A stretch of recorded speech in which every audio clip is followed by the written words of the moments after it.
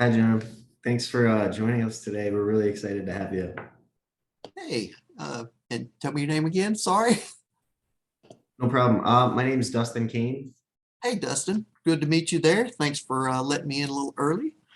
Let's see. Oh, I got my background up, so that's good. And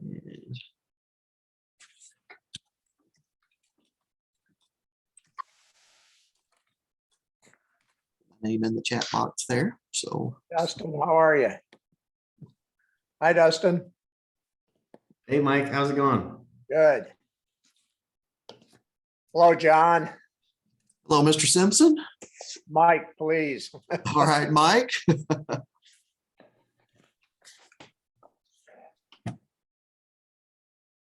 I just kind of ran through the presentation with Leo, so I think we got everything working here. Wonderful. I hope, well, Dustin's pretty good at helping. Okay.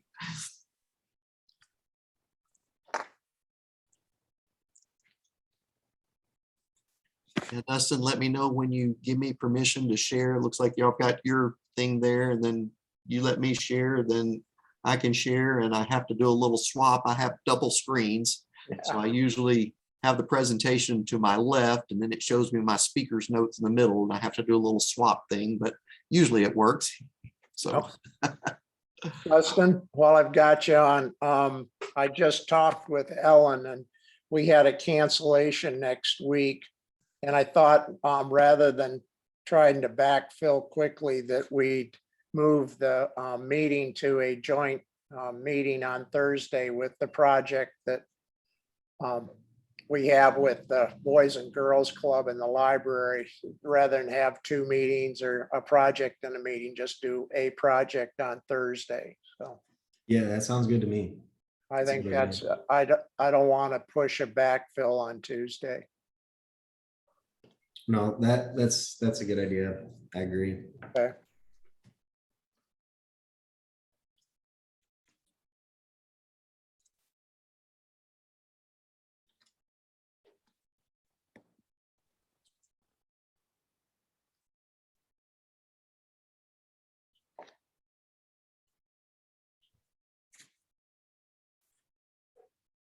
We probably have about 10 minutes before people start showing up. So where are you located, John? I see that beautiful backdrop. actually, I'm in my office. Uh-huh. So the backgrounds, you can't tell where you're at, but Yeah. I'm actually in my office right now. Yeah. Well, mine is home for the moment. Okay. I think a lot of people are there. My son-in-law's, I don't think he's been to work in a year for Smith and Nephew. It's been, they put their lab people back, but none of the project managers are all doing it remotely. My daughter graduated from college right in the middle of COVID. That Oh, was Lord. in May. Of course, she didn't actually get to graduate. She graduated, they told her she graduated. And she Right. went to work in July, and she's worked remotely the whole time, I think, and she transferred from Birmingham back to Nashville, Well, and she still has never worked a day in an office. She has, I think, may have gone into the office to meet some people or something, but she's never had a office work day in her career, which is so weird to think about. my daughter decided she was going to change jobs when Power and Tel moved out to Collierville. She was used to Midtown, lives in Midtown. And she decided this, of course, in March of 20. And its start date was April 1st down in the American Contract Bridge League was down in Horn Lake, I guess. And she's been intermittently down there, and they're really balancing between trying to do portion of their people half a week, and it just it's a real challenge. And I'm sure your daughter's faced with the same thing. Yeah, well, like I say, she's just been totally remote. That's been her thing. And so she's worked out of her bedroom and she was in an apartment in downtown Birmingham, and now she's in an apartment in Nashville. But, so it's been weird. She even comes visit us some, and she works remotely from her bedroom. Yeah, gee. Well, we just chatted with our sons in Okinawa, Japan, and they're locked down. The military is not allowed off base, basically. And he said even the schools closed down.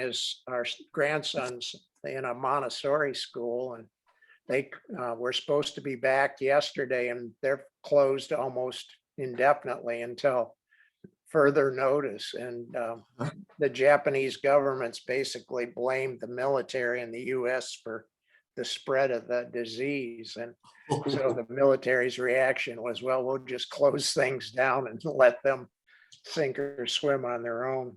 But it's been a challenge. Yes, it has.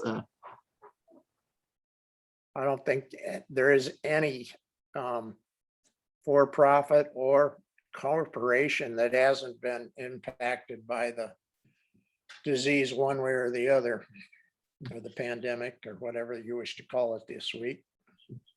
Well, one thing it has is forced us to learn the technology and work remotely quickly. Everybody is adapted. Hey, Alan, how you doing? Hi, Ellen. Hey, Mike, I've got to mute this TV in the background. Hold on. What are you talking My about? mom has this TV on. I'm sitting over in her house. Ah,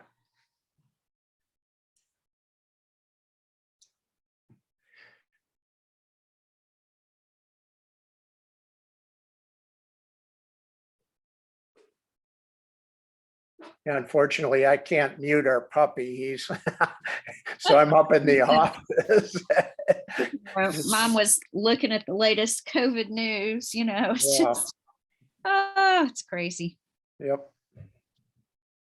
But at least I was surprised they got the test kits early, releasing them. So we got an email about that at school. So I went ahead and ordered my test kits because Yeah. I'm sure we'll be needing them.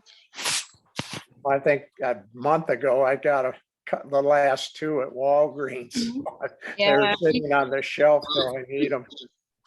we did that too right before Christmas. Mom and I went to Walgreens and kind of stocked up.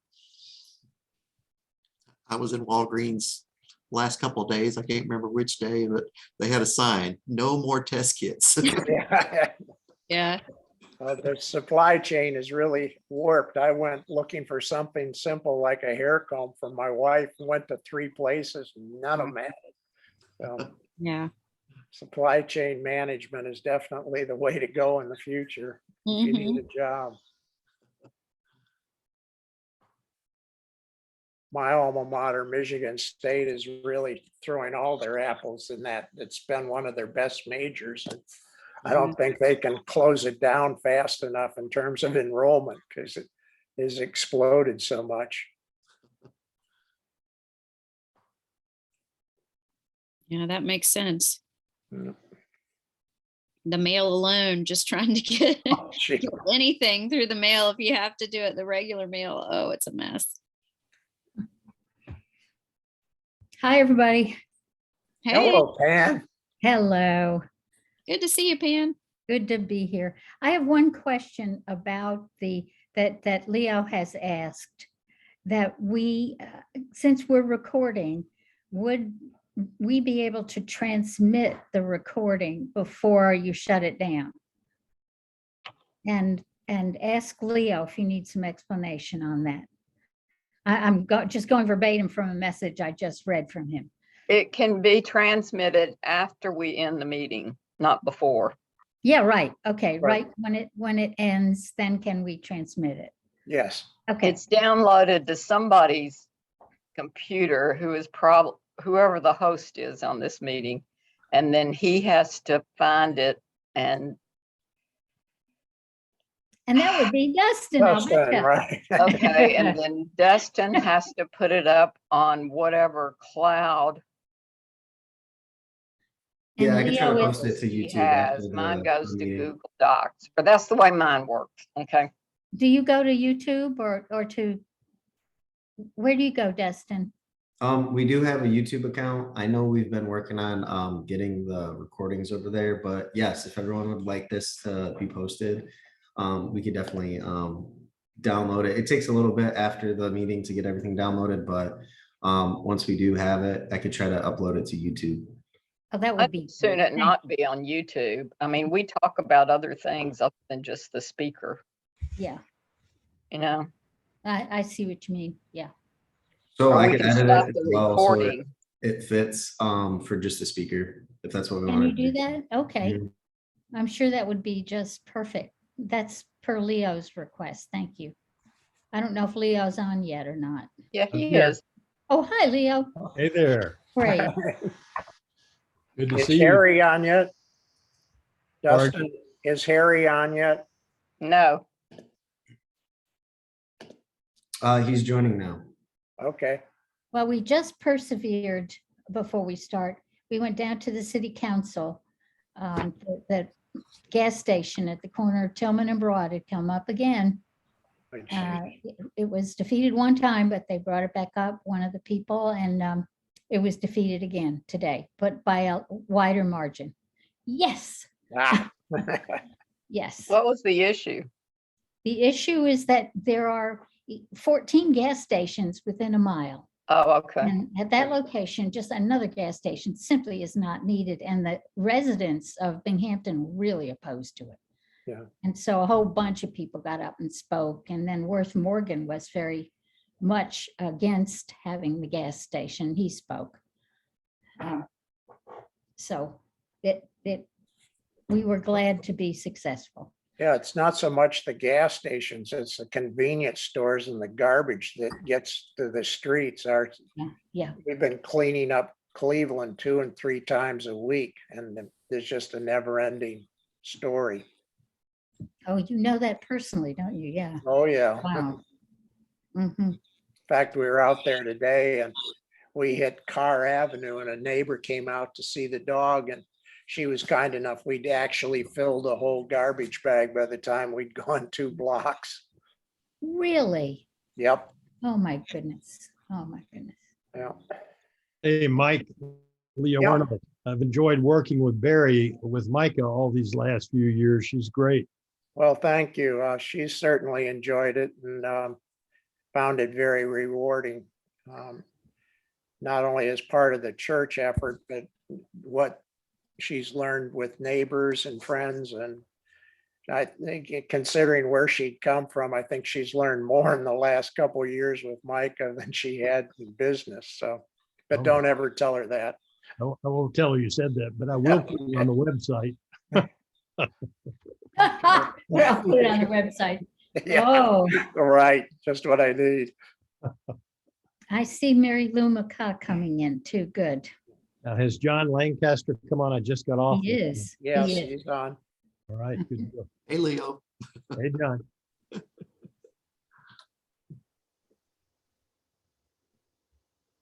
I don't know if Mary Lou can hear yet, but hi, Mary Lou. There we are. Yeah. Hi, Pam. Hi. Hi. Welcome. Thank you.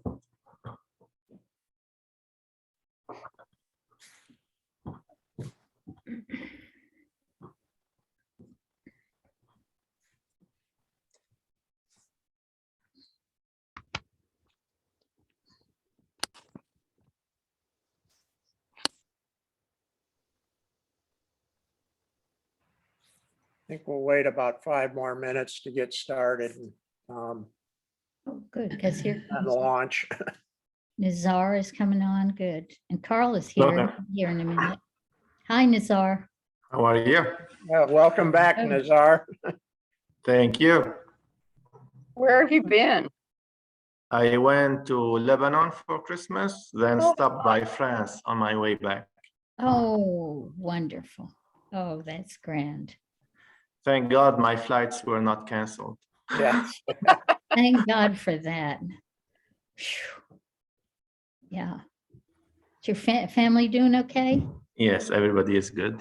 Wonderful. Good. Really glad to hear that. Thanks. Our neighbor doctor got COVID. So you're lucky you were out of the country, Nazar. She gave it to Yeah, her entire family, including the newborn twins. I came back. 40 doctors and nurses have been out because of COVID. Our granddaughter at Snowden has had at least 2 classes a day without teachers. And I think they're, wearing their welcome out on the computer screens, but that's better Yeah. there than at home. Hopefully it's getting better now. Yep. Yeah. Well, the physician friends in South Africa said the life cycle is much less or shorter than the other variants, and certainly the death rate isn't what it was with the original. Yes.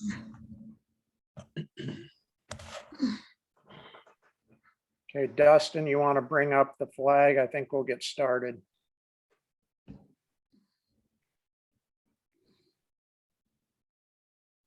Ann, would you like to lead us in the Pledge of Allegiance, please? I pledge Pledge allegiance allegiance to to the the flag flag Flag of the of the United United States. States of America and and to the republic for for which which it stands, stands And one one nation, nation, Under under God, God, God, indivisible, indivisible. liberty and Liberty justice. liberty and justice for all. And Susan, when you finish with your drink, would you like to do the 4-way test, please? Sure. I'm having a Starbucks. It's my end of day. Oh, I probably use 2 right now. Okay, how does it start? Of all the things we think, say, and say do, and do. Is it the truth? 1, is it the truth? 2, is it fair With to all respect to all concerned? concerned. 3, Goodwill, goodwill and a better better friendship. Friends, And 4, will it be be beneficial? beneficial to all concerned. concerned.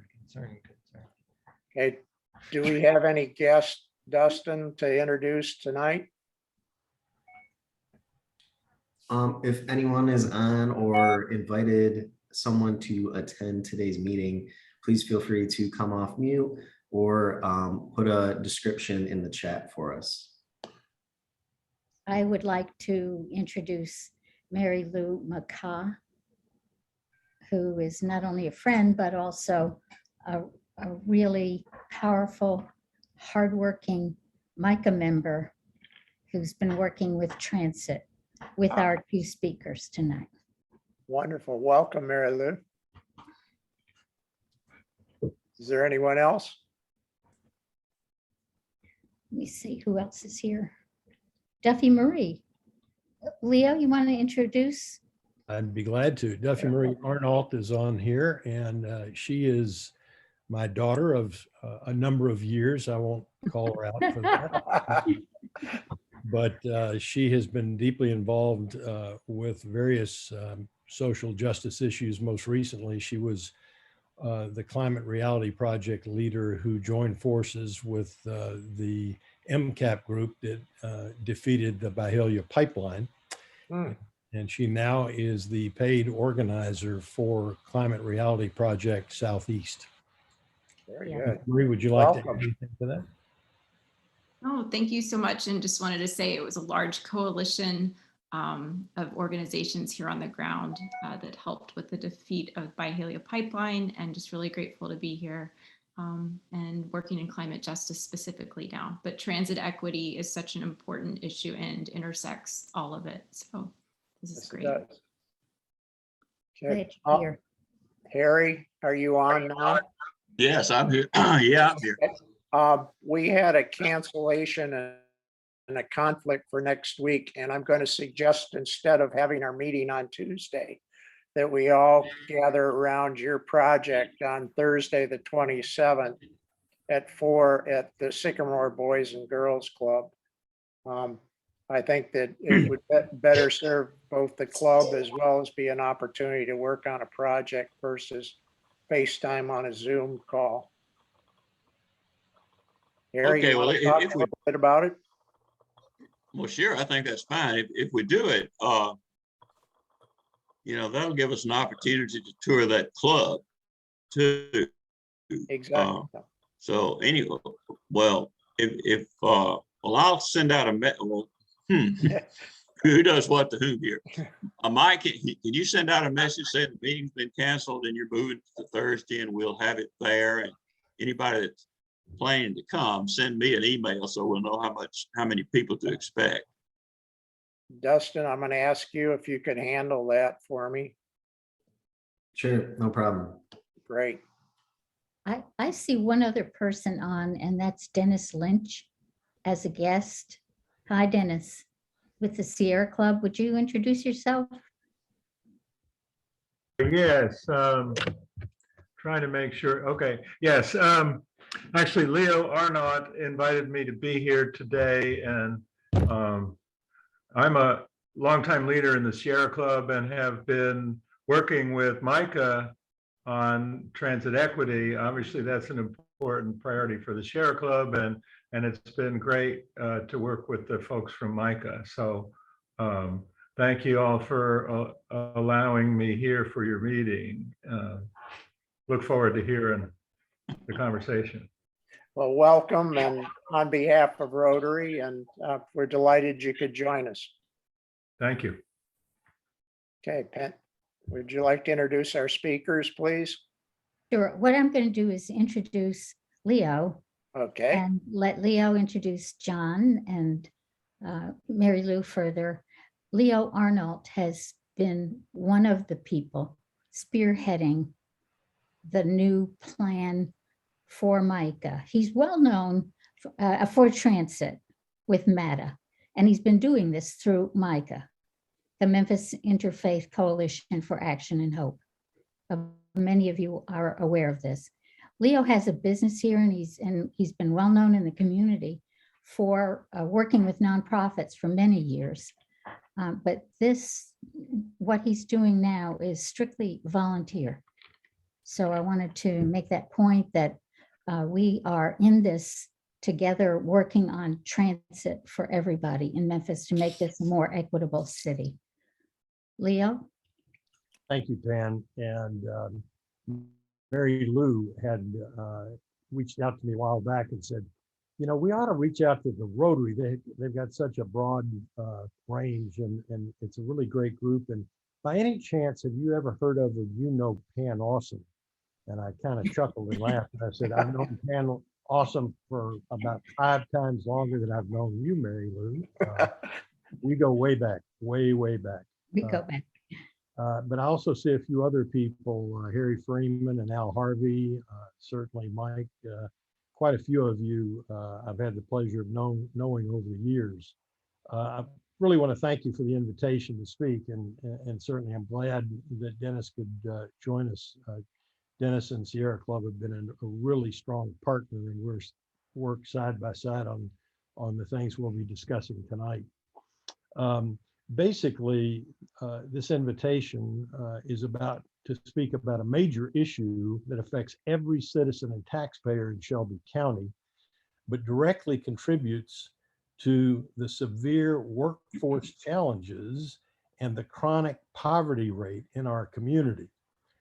Families without reliable autos are stunted in their potential to be self-reliant. Our leading businesses have job openings that go unfilled due to the prospective employees' inability to get to regular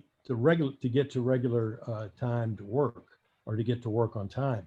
MICAH basically was founded in 2017 through a partnership of faith-based congregations, which now numbers over 75, and includes a broad and diverse coalition of denominations, socioeconomic levels, and they bring the views of that broad spectrum of Memphis to various decision-making tables on a whole host of community issues.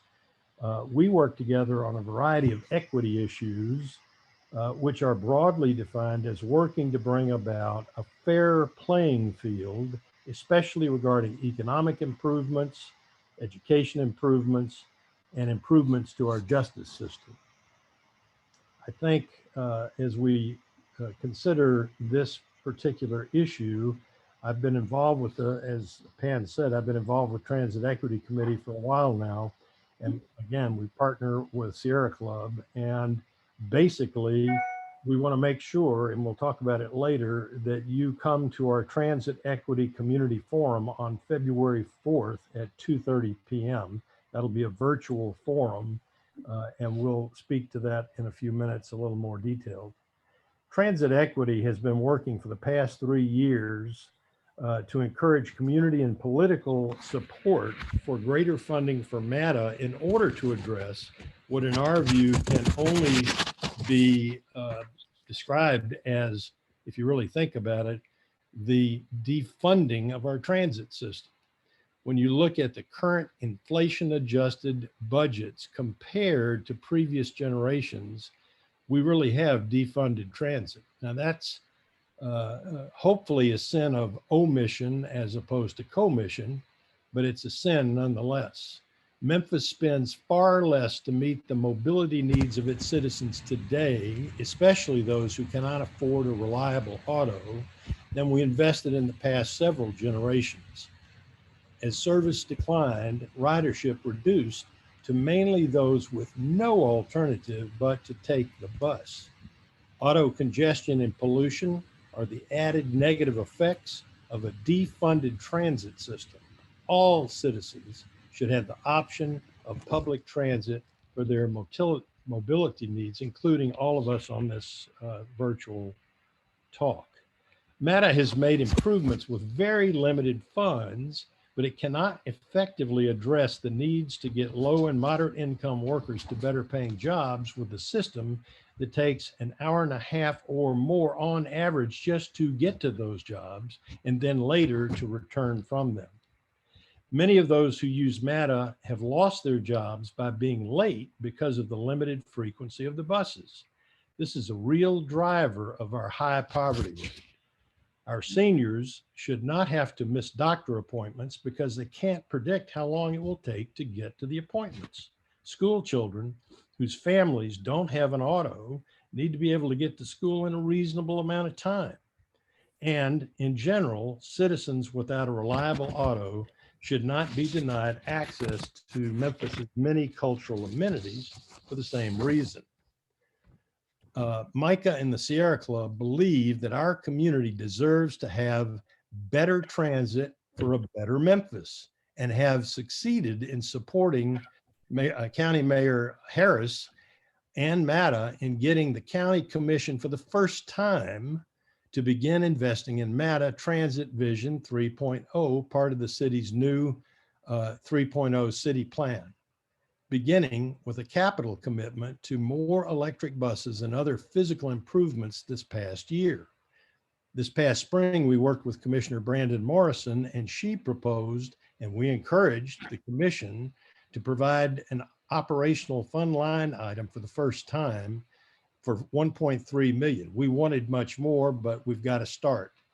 And now the county mayor has promised MICAH, Sierra Club, and others, that he will raise that amount at least to 4.5 million this year. We'll be asking for 10, but we appreciate his elevation.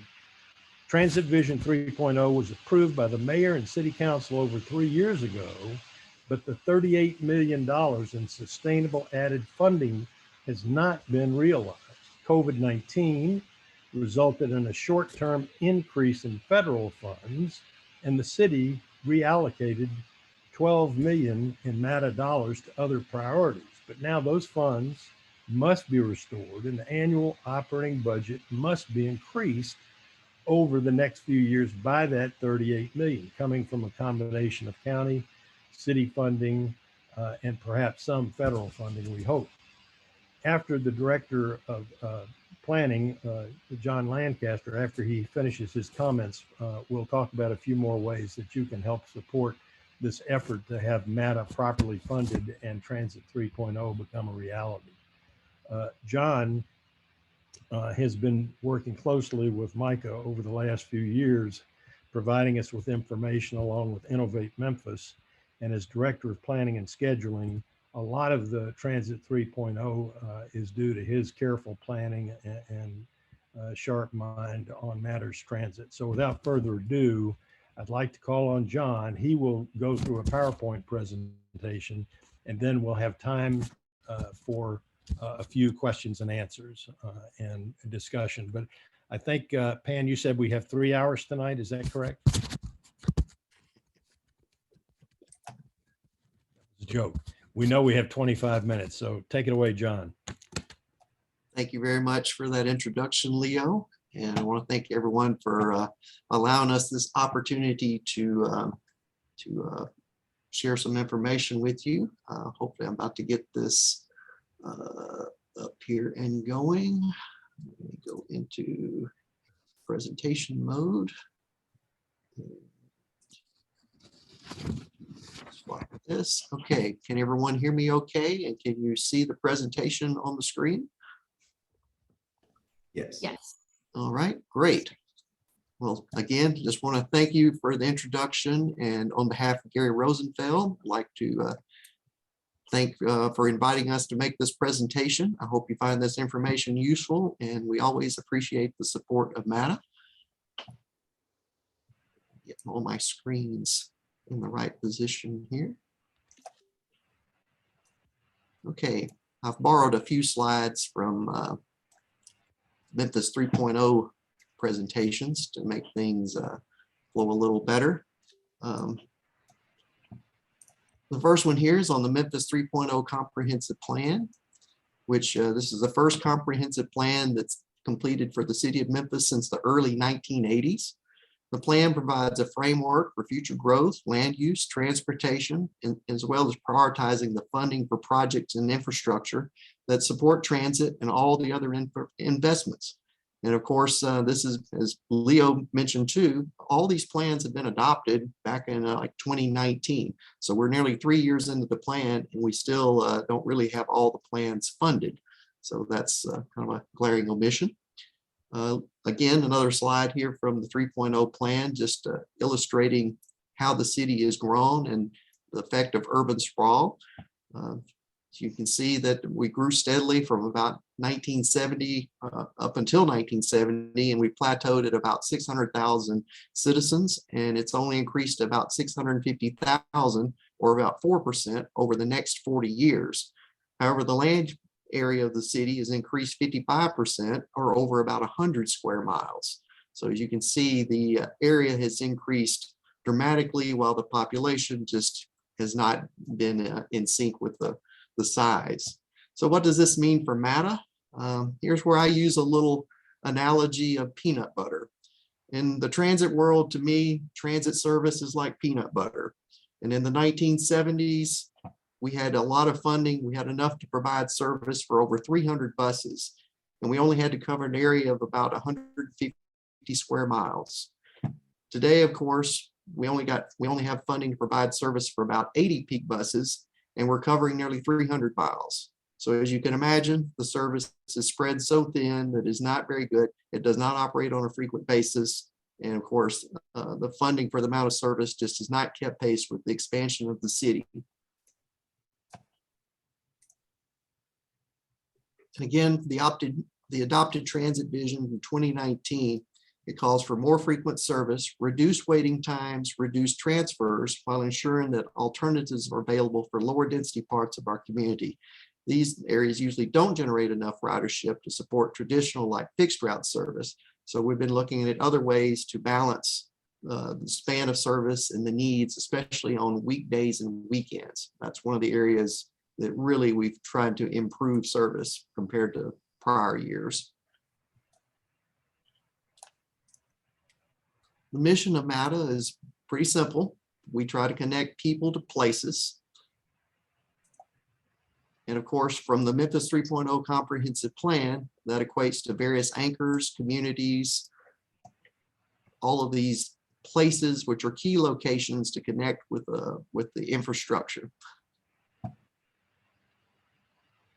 And again, this is really how the two plans interconnect. Transit vision is really the connecting piece with our new routes and system to connect all of these various places, which focuses kind of with the funding of the plan to improve these areas as well.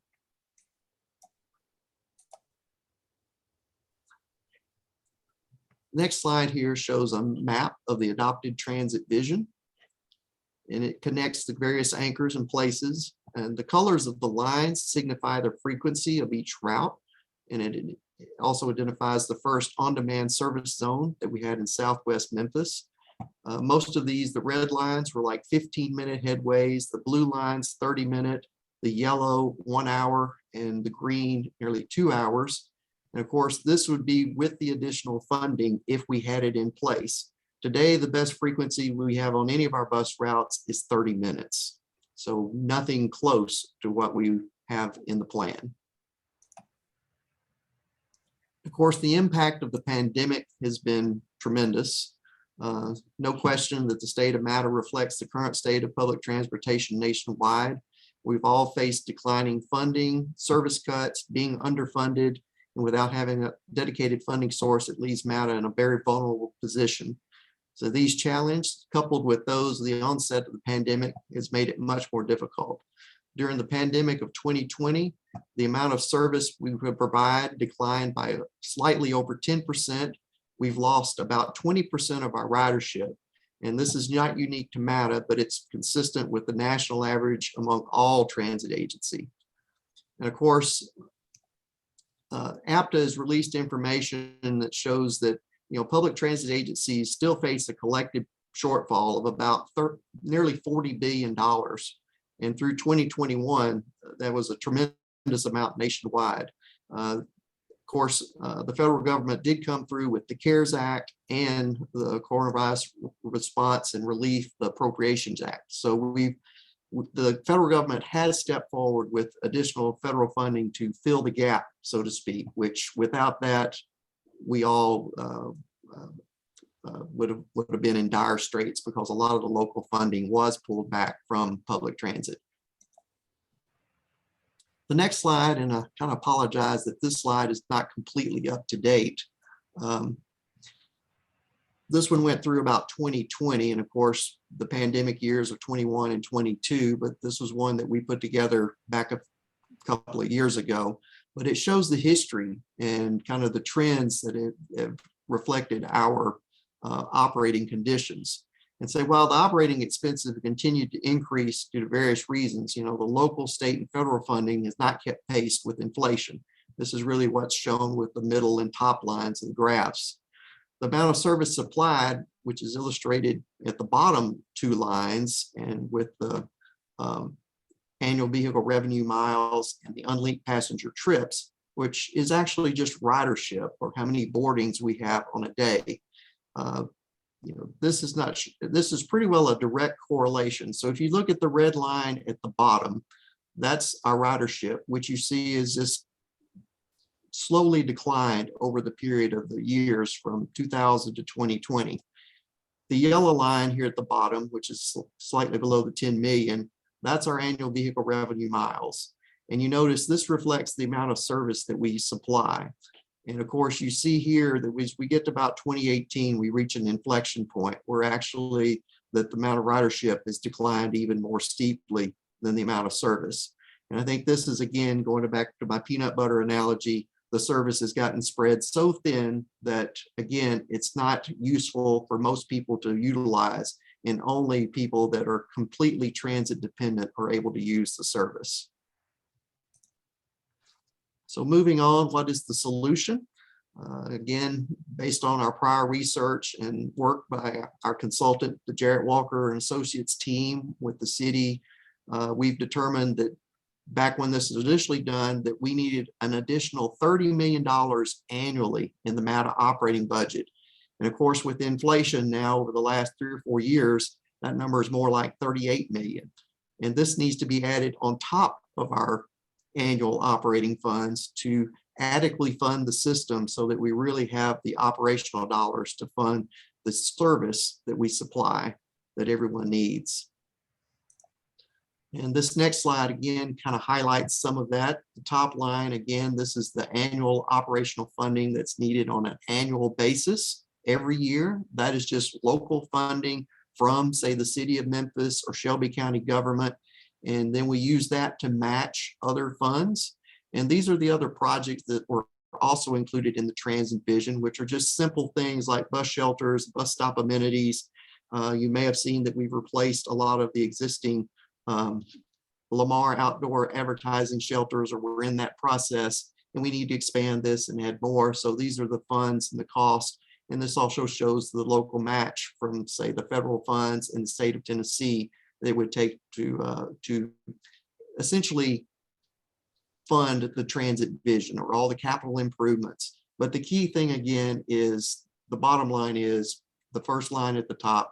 We really need the additional operational funding of 38 million on an annual basis on top of the existing funding that we have today. And of course, the benefits of this and funding the transit vision, it reduces the waiting time for everyone. It improves the reliability, meaning buses coming on time. It makes transit simpler to understand when you know that it's coming frequently. You don't even have to consult a schedule. And of course, transferring between routes, it speeds it up. So people that are traveling across town, even though you may have to transfer once or twice, it could cut nearly what today may be a 2-hour trip to a 1-hour trip. So it really makes a big difference in people's lives. Some of the other benefits are, of course, we're adding new routes and again, more frequent service. That means you don't have to wait as long. You can get there further and faster, more weekend and evening service, and reaching jobs. The amount from the analysis with the transit vision was that we could reach 17,000 more jobs in an hour for the average Memphian, which is a 39% increase.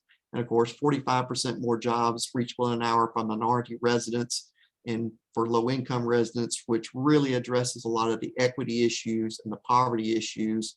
So overall, again, you're reaching 80 to 100,000 more jobs with more frequent service of having it every 15 minutes. And that goes back to the map that you saw previously with the red lines, which again, we don't have any of these today. There's no route in our system that has 15-minute service, not on the fixed route bus. Only our downtown trolley line has about a 15-minute service. And that is the largest issue that we face. Just to touch on too, another new solution identified in the plan was again, the on-demand service in Southwest Memphis or the Whitehaven area. This is a new, what we call microtransit service, which utilizes the technology that you have with Uber and Lyft. We've just started this service last August. It has been extremely successful. We cannot hardly supply enough service to meet the demand today. So we are looking to expand this in several new areas. This is a really good solution for low-income minority areas with low density, and it really helps to feed our bus network. So it's got a lot of multi solutions for everything. And again, it's called a curb-to-curb service, and it operates from 6:30 to 7 p.m. Monday through Saturday. And we're really excited about this. We have the Groove on-demand service that we're operating downtown with Downtown Memphis Commission. Again, that's a new successful service. So we're really trying to build on our technology and be innovative and really respond to what the residents need. So I'm going to take a break here. Hopefully I've been through this in about 15 minutes. So give Leo some additional time to for a little call to action. So Leo, I'm going to kick it back over to you. Thank you, John. We are hopeful that even before we made this presentation tonight, many of you were already sensitive to the needs for a better transit system. We hope tonight we'll have time for discussion to maybe answer a few of your questions or hear some of your remarks and some of your comments. We'd like to collect those for our use as we meet with leaders to convey our passion for this issue. Basically, there's a couple of things you can do. This would be our call to action. One, you could join with MICAH and the Sierra Club and the growing coalition of citizens that we are amassing and join in the action by letting your city council person that represents you or your county commissioner, and certainly both mayors, just personally write them a letter and say, it's far beyond a reasonable time to get MATA properly funded to address the really defunded situation that we have here. And when we say better transit for a better Memphis, we can't have a first-class city unless we have a first-class transit system. So please let them know that you support full funding of Transit 3.0. And secondly, I mentioned this before, Dennis has acted as the chair for this year's Transit Equity Day. We're celebrating the life of Rosa Parks, who integrated the bus system so many years ago. On that particular day, we are celebrating her courageous work. But we're also going to have a community forum, and Dennis may want to say a word or two about that, but we would invite you to go to the MICAH website, micahmemphis.org, go to the events, and you will see a registration form that might take another day to get live, but we want you to register and attend. And here's the reason why. We are inviting almost, I'm sure, all the politicians to come so that they can show their support for Transit 3.0, and they need to see virtually a large number of our citizens present for that hour and a half virtual community forum. So we really would appreciate your coming and joining us. Dennis, would you like to add a word or two to that before we open it up for questions or comments?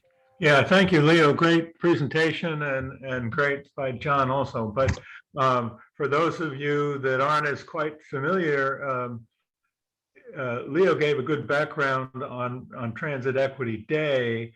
I think we need to understand, and you all probably understand as well as most people, more than most people in Memphis, it's politics. You know, if we get great attendance at Transit Equity Day, our elected officials are going to say, you know, we do need to spend more attention and more effort to make a better transit system. Our elected officials get it. They're not sure the public gets it yet about, you know, increasing the funding, but we're really trying to do everything we can to have the best possible attendance at Transit Equity Day. That is Friday evening, February 4th, actually afternoon, from 2:30 to 4 o'clock. The link to it is on the MICAH website, as Leo already said.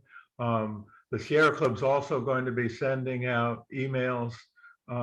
We're also coordinating with an organization called Building Memphis. We're also coordinating with Rhodes College Mobility Symposium. And so there are a lot of folks pushing in many ways, in many corners of the city. And I should also say the Chamber of Commerce is working with us, and we're going to have a business roundtable on transit. So, you know, all levels of background and neighborhoods within the community where we're trying to maximize support for transit, and you can help us also. Be there on Friday, February 4th.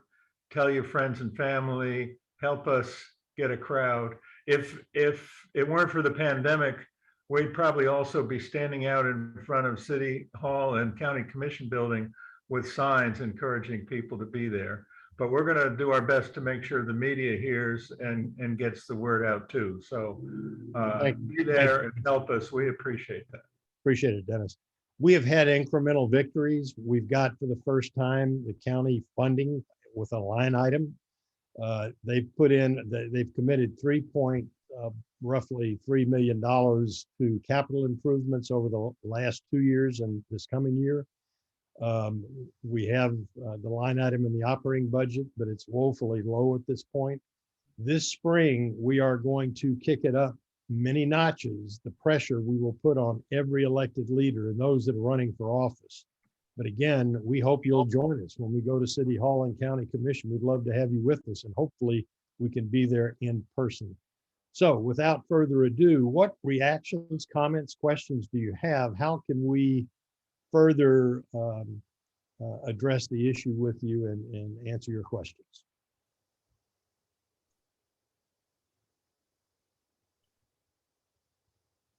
And what do you think about it?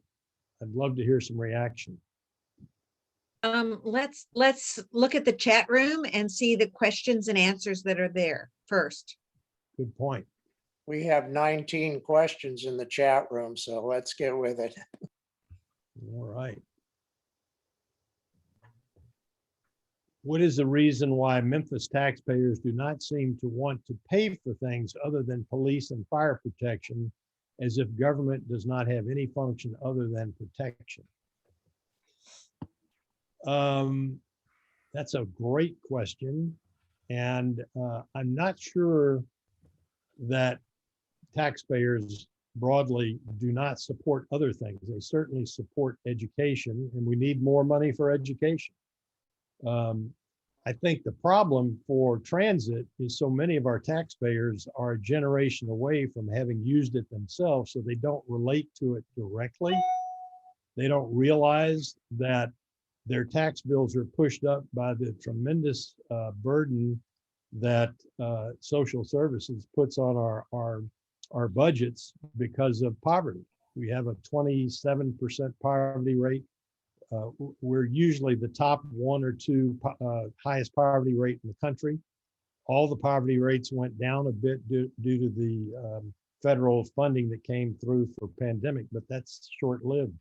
That poverty rate's going to go for Memphis will go back up again. So it's in our enlightened self-interest to support transit. And when you think about how much money goes to police force and other safety aspects, it pales by comparison to the piddling amount that's put into transit. Leo, I might add to that too, and kind of speaking for Gary Rosenfeld here, and that is an excellent question. And I think sometimes too, people don't understand the economic benefit that transit brings compared to other city functions and needs like fire and police. The economic return on investments in transit, since it leverages other federal money, is about a 4-to-1 ratio, which is tremendous. So when you look at other cities that have leveraged local taxes to leverage more federal investment, and when you see the economic impact from that, with the added benefit of reducing the issues that everyday people face in just getting to work, it's tremendous for a community. And I think that is maybe we haven't done as good a job illustrating the benefit of investments in transit and what that return on investment is, or more people might be more supportive to support and more local tax for some of these services other than just fire and police. When we started this campaign, we approached the chamber, and Beverly Robertson, who's one of the founders of MICAH, opened up the doors. So we met with Richard Smith from FedEx, we met with Nike, and all the major logistics companies need transit to get their workers to and from those jobs. So it is a workforce development issue, it is an economic development issue, and the economic prosperity of our city is greatly tied to getting workers to and from their jobs. This program will make great improvement in that regard and therefore have a great economic benefit. The next question that you shared with us, and I'm going to let John take this one. What is the real chance of rapid transit on rail via MATA? John, you might touch on that.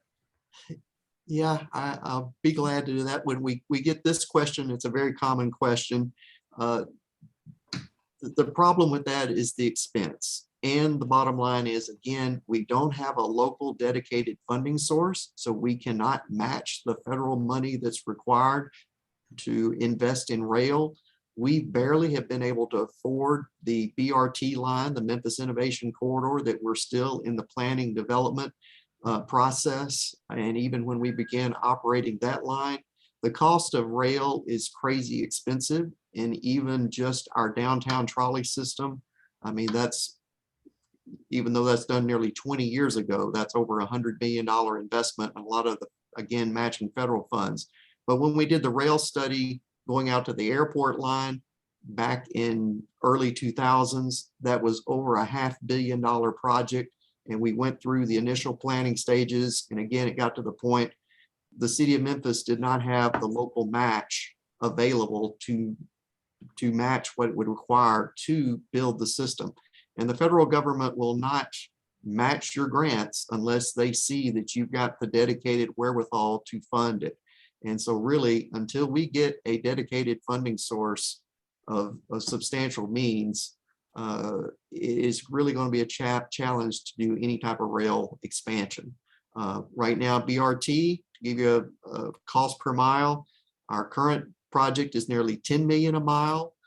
Back when we were doing the original rail studies 20 years ago, it was 50 to 60 million dollars a mile. So today, or for rail, so to just give you an order of magnitude on cost, that's, you know, construction cost and operational costs are more expensive too. So it's a real big hurdle. Until we have a proper transit system for day-to-day operations, building a light rail would be akin to putting a rocket motor on a World War I biplane. You got to have a good solid system in place before you add a $500 million feature like that. I do know that Rosenfeld is looking at some creative ways to get workers to the new Ford plant. But again, for that to work, to have a shuttle from East Shelby County out to that plant, we've got to have the basic bones in place for a much faster system, which is what Transit Vision will do. And that will have an even greater impact, economic impact on Memphis. Someone asked what I was going to touch one other point on that too. The bus system is still the backbone of most every large city, even that has rail. It works as a feeder system to the rail system. So you really need to have that great bus network in place first, and then you can build the rail and connect it. It makes it a whole network. Exactly. Someone asked, Pan, you asked, what is the CPI, the Consumer Price Index? If you want to figure out what inflation adjusted dollars are, you got to see where that's going. And ultimately, if you look at an old budget and you compare it to the current budget, you've really got to deflate those dollars to make it apples to apples. And I see we had one other question before that too, Leo. It said, can the federal funds that were to quote, fill the gap be used for any other MATA transit purpose? And I think here we really, a lot of the federal funds are for capital only. However, they did make an exception with some of this during the pandemic and allow it more to have more flexible uses, which is an anomaly. We've never had that before, but which was great, but that we know will not continue. Again, those funds have already been issued. So there was more flexibility, and yes, they were used to fill the gaps, but going forward, I don't see that being the case. Again, most all federal funds are for capital use only, which means building infrastructure, buying buses, those sort of things. Our problem is operational funds that pay operators' salaries and for people that actually drive the buses. John, this other question is the curb to curb service only for low income or senior citizens. How does it work? You want to address that? Yeah, sure. And the new on-demand services, they're open to everyone. It's public transit. It's anybody that wants to use it.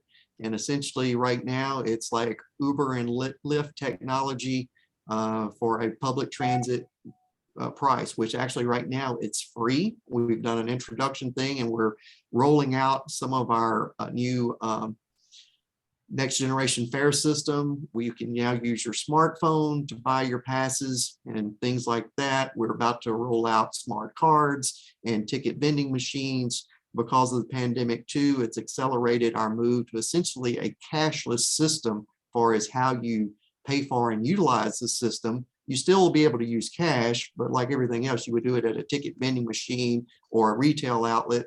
We're actually going to have a retail network of over 300, nearly 350 stores where you could go in and add cash to your smart card or essentially onto your phone to buy your passes or pay for your transit fare. So we are very close to rolling that out within the next, hopefully 3 or 4 months. Everything's been delayed because of COVID, but anyway, we've got a lot of new technology we're in the process on there.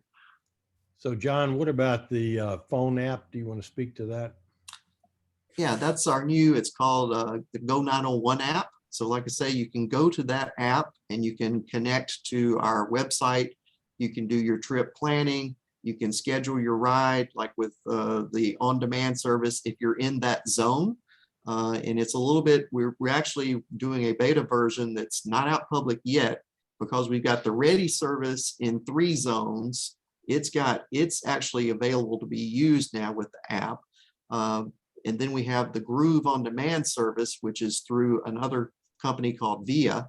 Transloc is our provider for the technology on the ready service. So we kind of have 2 different platforms, but we're merging those into one on our Go 901 app.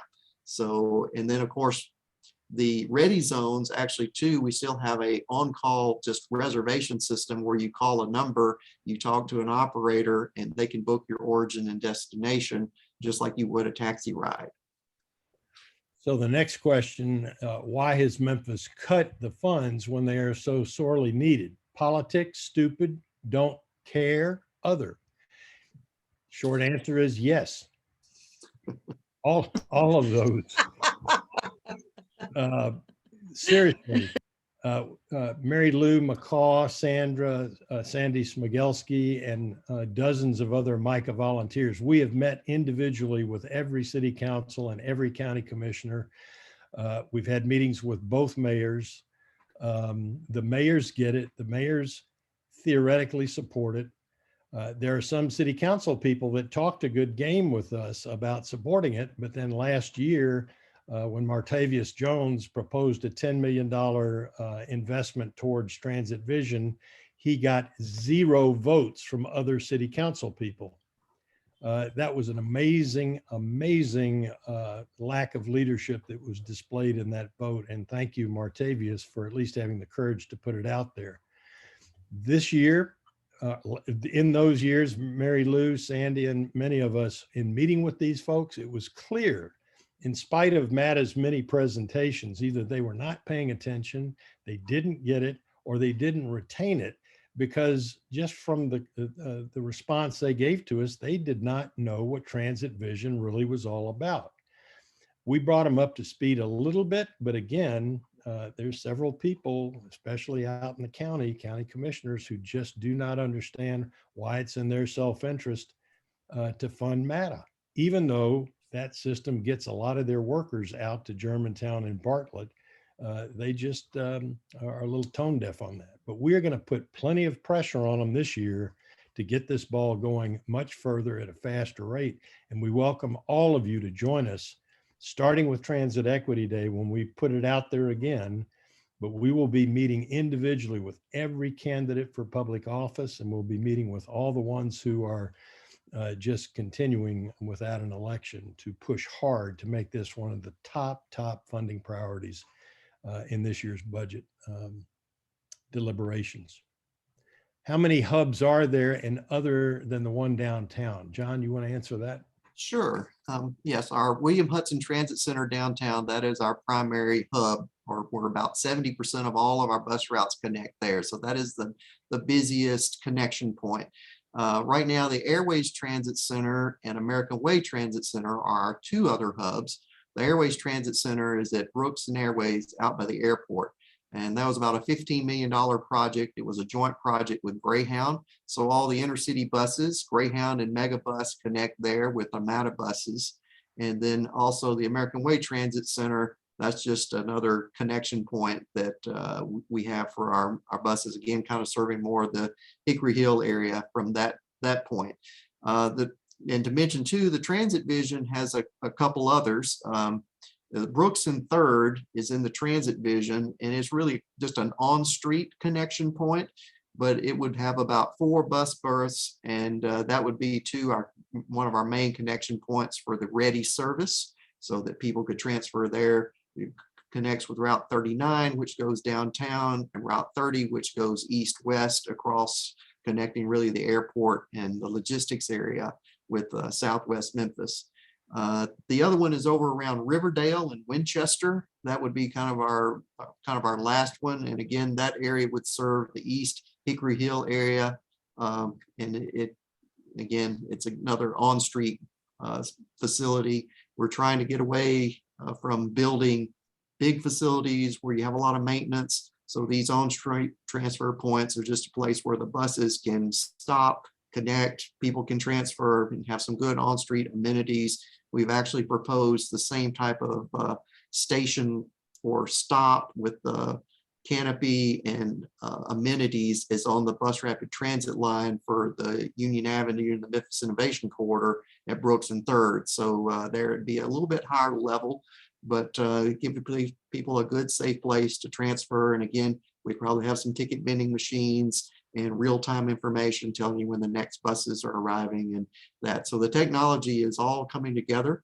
I don't think I mentioned too that we've just activated a new, what we call CAD AVL system. It's a new company, well, it's not a new company, it's a European company called Engie. So that's our computer-aided display and automatic vehicle location service. So knowing where all our buses are, it's got the automated passenger counters. It just went live here in January. So now we're getting new information for all of our ridership data and that through the CAD AVL system. So we're actually rolling out a lot of new technology kind of behind the scenes. You'll probably see more information about this coming out. So we got a lot of good things happening. I want to make one final comment from my perspective. A lot of us are increasingly concerned about our democratic institutions being compromised. MICAH is about grassroots democracy. It's about people without a lot of financial power necessarily coming together and bringing people power to bear on the political class in our town to make sure that priorities that will benefit the entire city are responded to. And if you're frustrated about where we are as a country now with these democratic institutions in jeopardy, this is a way for you to step into the action. This is a way for you to do something specific and bring pressure on elected officials to invest in something that they most definitely need to. And the fact that all but one city council person did not support or even suggest a compromise on that $10 million request of Martavius Jones. We need you. We would love to have fresh faces on the transit equity team. We meet regularly. We take action regularly. We need your support, and I hope you'll join us. Other questions, comments?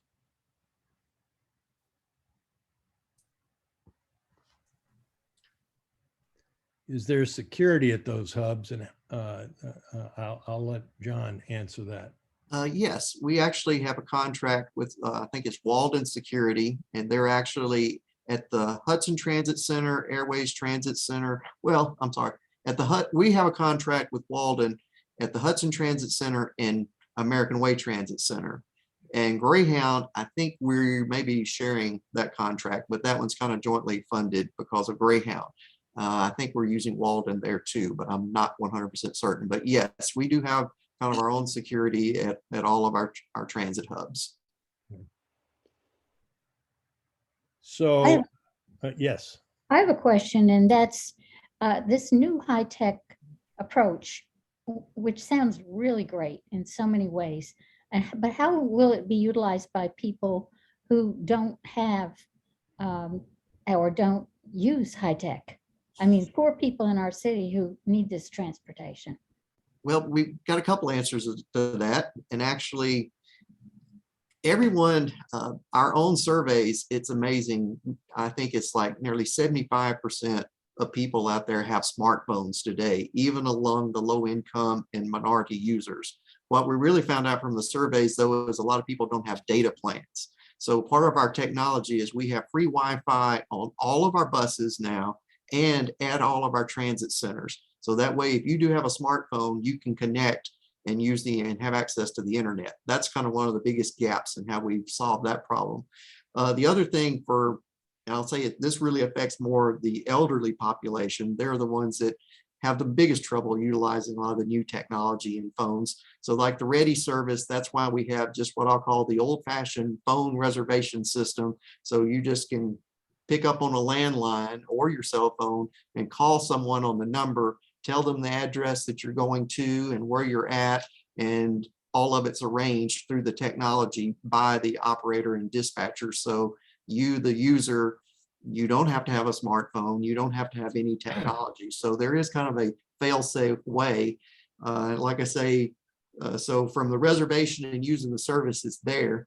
And as we roll out the cashless system, so, so that you use your phone or smart card, again, if you go to the Hudson Transit Center or even with the VIA service, you can get vouchers. There's kind of always an alternative method to use it if you don't have the technology. Maybe even eventually in grocery stores or something?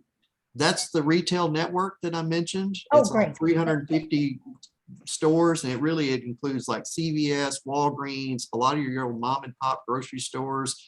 I forgot the company that's through, but that's really going to be where you really reach in the community. And we actually have a list of them, and we located it on a map using GIS, and it really aligns great with our bus routes because most of our commercial areas are along our major routes. And some of those routes that maybe don't have a location, that's where at the end of the line or somewhere along the way, we'll probably put a ticket vending machine out there, and that way people can utilize the new service.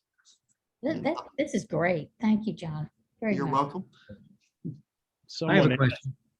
Someone This asked, is- This is Carl, Pan's husband. The curb-to-curb vehicles that you have, first off, how many are there? How large an area does it actually serve? And do you have enough operational history to determine that it's going to be cost effective? Okay, these are actually new pilots. Both programs are pilots in the Southwest zone in Whitehaven. We originally programmed and bought like 4 vehicles with 2 spares. So we started with 6 vehicles. We're utilizing all 6 of them now. And we've actually added nearly 4 more into the fleet really quickly for the North Haven zone and the Cordova zone. The downtown Groove on Demand, it's using 4 also. We actually started with 3, we've expanded it to 4. And what's happening too, if there's time of day when one zone isn't as busy, we'll transfer one of those vans to the other one. Right now, the Whitehaven zone is the one that's taken off, and that's where the most of the demand. We're using all 6 in that one. And I put up the slide. There's a picture of the vehicle. These are like Ford Transit. I think they're nearly considered, quote, 15 passenger vans, but because we have them set up for, wheelchair, they're all ADA accessible. You really can only carry probably, I think it's 8 people total in there. We normally don't carry more than 2 or 3 at a time, just the way the technology works and picking people, dropping off and all of that. But the amount of money that we budgeted and so far our cost as far as efficiency, I did some calculations the other day, and I think it worked out to about $42 a trip. And to put that in comparison with our MATA Plus service, which is right at $50 a trip. So that's in the Whitehaven zone. So it's being more cost effective than MATA Plus, which I would say is leveraging the technology. And of course, we're not charging a fare for it right now either. So it is, and when you compare this to a fixed route bus, the cost of operations, ownership, all of it, we really can cover a lot more area, especially in these low density areas where fixed route bus just is not efficient. We've got a lot of areas in the city like that. Mary Lou, would you Did I like? answer all your questions? I think Yolander has a question too. I see in the chat here. Right. Well, you kind of answered the question about the size of the buses for the curb to curb. Is Memphis considering more electric vehicles a purchase of more electric vehicles? Yes, we have funding for 23 electric buses through several, through a CMAQ grant through TDOT. We also have a smaller grant through TDEC, that's Tennessee Department of Environment Tennessee Department of Environment and Conservation, and Tennessee Department of Transportation. So we are in full electric bus mode, so to speak. We're actually working on the procurement right now of 3 electric buses using the TDEC funds. And we're really shooting, and hopefully we can award a contract for the procurement of those 3 through the maybe the next board meeting in February.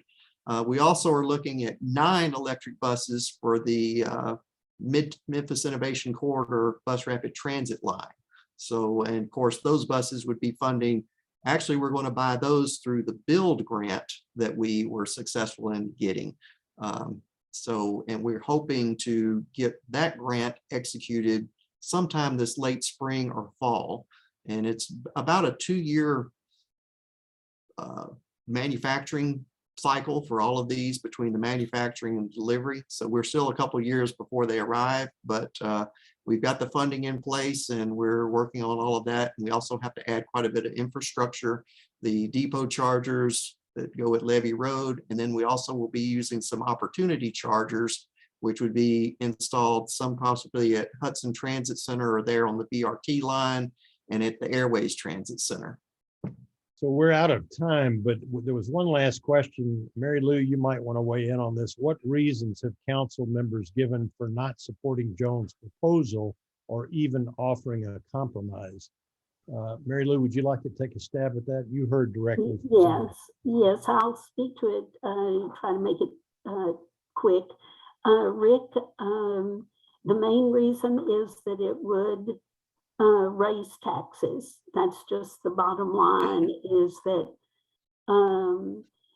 that his proposal was tied to the, if you recall, the property tax issue, where the property taxes were going to go theoretically down. They were really just going to stay the same, but go down. And he was proposing that instead of the city taking that that way out, so to speak, or accepting that property tax valuation this year, that they keep it at the valuation that it was the year before, which would have added about, I think about less than 50, well, I shouldn't quote it because I don't remember the exact amount, but everyone it seemed in city government except Martavius Jones, for whatever reason, did not want to go on. They didn't want to be seen as the ones who didn't accept that property tax value at what was perceived to be a lower rate. There are some creative ways to address this issue, and we don't have time tonight to get into it in any detail. But any of you who would like to meet with us, we are going to take another look. Everything from zero-based budgeting to find dollars, as opposed to necessarily creating new dollars, to find dollars within the budget. There are alternative ways to get that money. And so we've tried some other ways, an increase on the vehicle fee, the annual vehicle fee, that crashed and burned with the county commission. But that doesn't mean it can't be revisited. And our businesses want to see this happen. They don't want to see an increase in taxes either, but the priorities are certainly not what they need to be. Thank you again for having us. And again, we don't want to disabuse your time. We're a few minutes over, and we thank you for the time. It's been great. Thank you so On much. behalf of our club, both John and Leo, I'd like to thank you for your time and efforts, and certainly bringing an issue to the table that all of us need to be aware of. And hopefully we can participate on a higher level as individuals and as a club. Thank you again. Love to have you join us. Thank you. Thank you, Mike. Thank you, everyone. Thank you. And fine presentation and great input afterwards. Be well. You will. Be If part every- to serve. Yeah. Mike, Yes. Yes. can you shoot me an email? I've got some I've got a carload of books I want to get over to your house tomorrow or sometime. And Yeah, actually, the front porch is pretty secure if you'd like to just drop them off at any time. As okay, I need help. I can't get up your steps. Well, I had to get help to get them in there. yeah, let me give you my cell phone while you're on. It's the best Okay. one. It's area code 765-532-4908.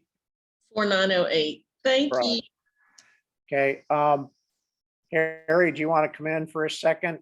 In view of the fact we don't have a speaker due to a cancellation for next week, I'm encouraging everyone to join with Harry and the club members on Thursday next week instead of Tuesday at the Sagamore Boys and Girls Club. And there will be a memo or email to everybody regarding this, but I would like to see full club support for this project. And we've had a cancellation next week from a speaker, and rather than try at the last minute, I would rather give our support to Harry and the library and the youth clubs, the Boys and Girls Club. Also, I will be sending the new bylaws change for Zoom members to the board of directors for the club. I have not received any input from club members. If we brought it up last week, if you have any input, we're looking for it. And I hope to have a proposal. It will be in writing today or tomorrow to the board of directors, but would certainly welcome club members' input. We're looking to provide Zoom membership for those that are out of town, for those that are for some reason or other unable to join us in person, and also for people in general that just for one reason or another cannot and live more than 50 miles from us. So I'd appreciate your support. Is there any other projects or people that need to make comments at this time before we leave? One thing is just tonight, we're also going to have one more youth exchange with our friends from India. So just wanted to let our club know we sponsor one of the students that's involved. And so we'll have about 5 students from the United States, and we'll be meeting with them a little late for us, but it'll be morning in India. So it's a worthwhile thing in terms of peace, one student and one Rotarian at a time. Is there anything else? With that, go forth and serve, and we'll look forward to seeing y'all next Thursday instead of Tuesday. Great. Thanks again to all the Arnaults, the whole family. Yes. Yes. Yeah.